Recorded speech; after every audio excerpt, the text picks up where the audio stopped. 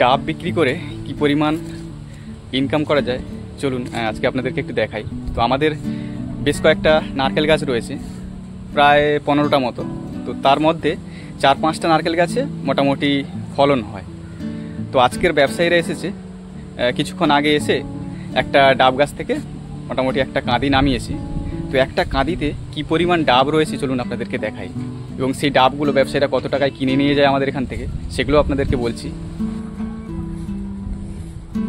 এই দেখুন, এই হচ্ছে একটা ডাবের কাঁদি। এটা একটা বড় কাঁদি ছিল, এটাকে কেটে হাফ করে দিয়েছে।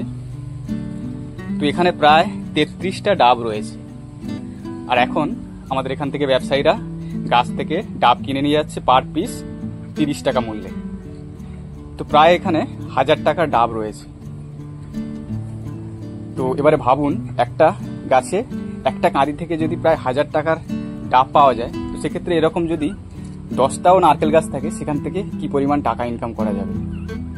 তো সেজন্যই ভাবছি এবার থেকে নতুন করে কিছু নারকেল গাছ বসাবো। তো যদিও নারকেল গাছ বসানোর সাথে সাথে সেগুলো ফলন দেয় না, সেগুলোর ফলন হতে হতে প্রায় 5 বছর 6 বছর সময় লেগে যায়। তো তাহলেও এটা থেকে যেহেতু বেশ ভালো একটা ইনকাম রয়েছে, তো সেই জন্য ভাবছি নতুন করে আবার কিছু নারকেল গাছ বসাতে হবে।